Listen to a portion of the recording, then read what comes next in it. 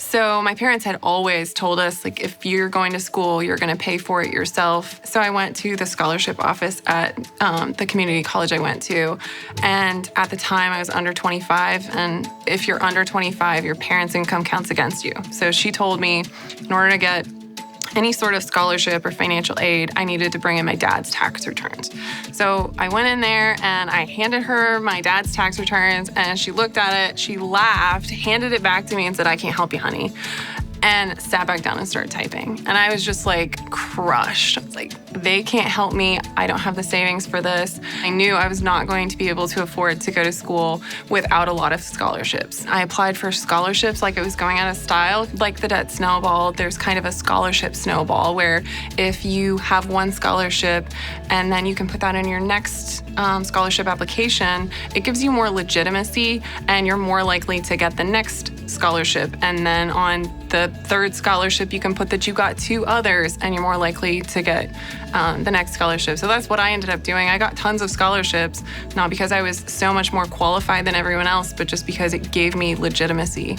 Graduating without debt has allowed me to do so many things in life. My husband and I have cash flowed a car and paid off $30,000 on our house in the last year and saved for renovations. None of that would have been possible if we were under tons of student loans. Whenever my mom sat me down and talked to me about college, we started talking about scholarships, and I kind of thought that was the only option. Basically, my freshman year of high school, she sat me down and said, "Christina, I love you and I believe in you, but there's just no way that I can support you financially once you graduate from high school, so you've got to figure out your own way to pay for college." So she introduced me to scholarships and told me that if I worked really hard that I could get it paid for, get college completely paid for with scholarships. So we just kind of went on that journey. We read every book we could find on the topic. We talked to alumni who had won scholarships. We just did as much digging as we possibly could. So we put together a strategy, and throughout high school, I was just really strategic about what kind of things I did, making sure I volunteered a lot, which I loved. I just really built my resume to not only be enjoyable throughout high school, but also to stand out in the scholarship application process. I talked to a lot of kids who are freshmen in college, and they were blindsided by the cost of an education. And I think that's a really big struggle. So I always encourage parents to have very real conversations with their kids about finances early on. Even if they can't pay for their college education and it feels awkward, just go ahead and have those conversations so that the kid has enough time to prepare and come up with different strategies. I mean, if you spend 2 hours applying for a scholarship and you win $1,000, that's like making $500 per hour. You know, that's more money than you're gonna make in pretty much any other part-time job in high school. So go ahead and give it a shot and put yourself out there. The fact that I went to college without student loans has been amazing. It's allowed me the freedom to build my own business after college. And if I had debt leaving college, I wouldn't be able to have the freedom to pour back into other people and do something that I'm really passionate about. I knew that it's a possibility you could have student loans, but in my family, that was never an option. So it was either go to school and work for it or don't go to school and choose something else. So I did the one thing I said I would never do, which was live at home and go to school.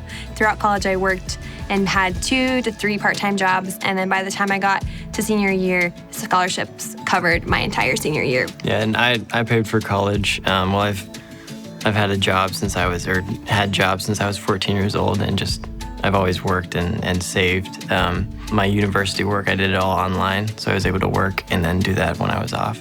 The way my parents helped me was providing a place to live through college, and that's a huge money saver. I couldn't have graduated debt-free if I had lived elsewhere on my own or on campus. So I think in our society and our culture, parents have a standard that they feel like they have to meet, that if they don't send their kid to college, they're somehow a failure as a parent. And so I think comparison really creeps in.